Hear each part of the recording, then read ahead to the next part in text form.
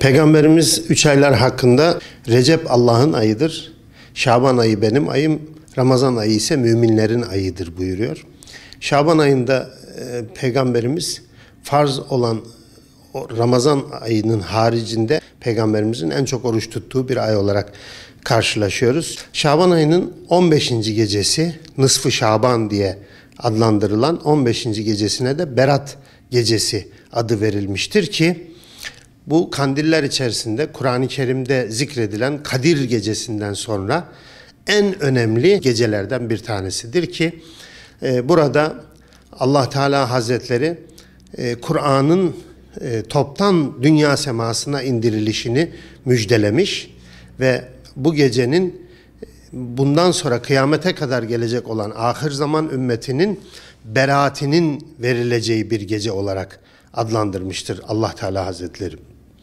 Nısf-ı Şaban diye adlandırılan bu Berat gecesinin müminlerin Kur'an'ın indirilmeye başlanması suretiyle artık bundan sonra kendilerine hiçbir peygamber gelmeyecek olduğu halde Kur'an'ın hidayetiyle hidayet bulup beraatlerini kazanabilecekleri bir gecenin müjdesi olarak bildirilmiştir ki 3 aylar içerisinde bulunan kandiller içerisinde Kadir Gecesi'nden sonra en önemli kandillerden bir tanesidir ki işte rızkımız, ecelimiz, başımıza gelecek olan her musibetin o gecede tayin edildiği bildirilir ki bir yıl içerisinde olan gerçekleşecek olan, cereyan edecek olan bütün olayların ilgili meleklere tevdi edildiği bir gece olacağı için bu gece hazırlıklı olmak, Rabbimizden hakkımızda hayırlı olanı dilemek, onun rahmetine muhtaç olduğumuzu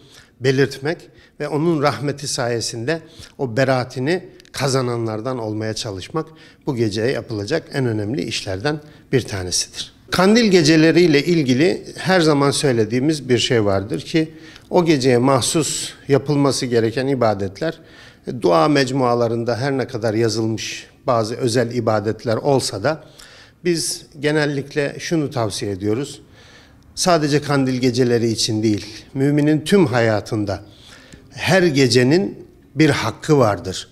O geceyi ihya etmek, o geceyi ibadetle geçirmek ve hakkımızda hayırlı olanı talep etmek için gece yapılması gereken en önemli ibadetlerden bir tanesi o geceyi mutlaka yatsı namazını camide cemaatle kılmak.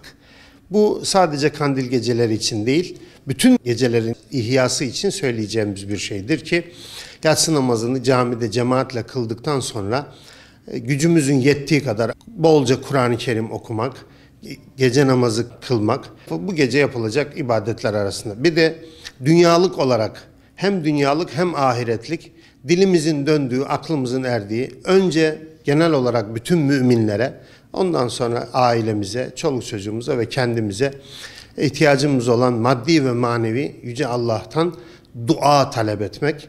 Dua da ibadetlerin özüdür diyoruz.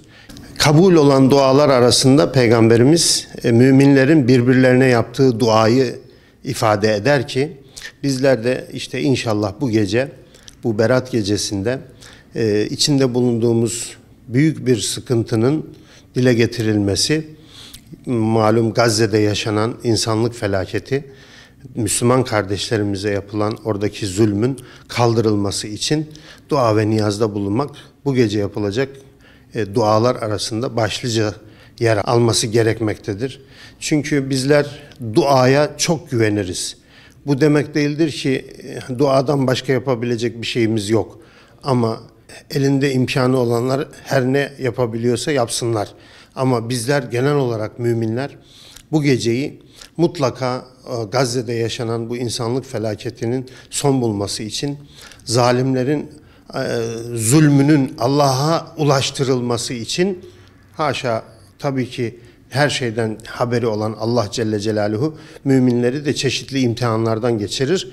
Ama bu imtihanın artık bizim lehimize zaferle sonuçlanabilmesi için müminler birbirlerine mutlaka dua etmeli. Zira Allah Celle Celaluhu sizlerin birbirlerine olan duasının Allah katına asla geri çevrilmeyeceğinin müjdesini vermektedir.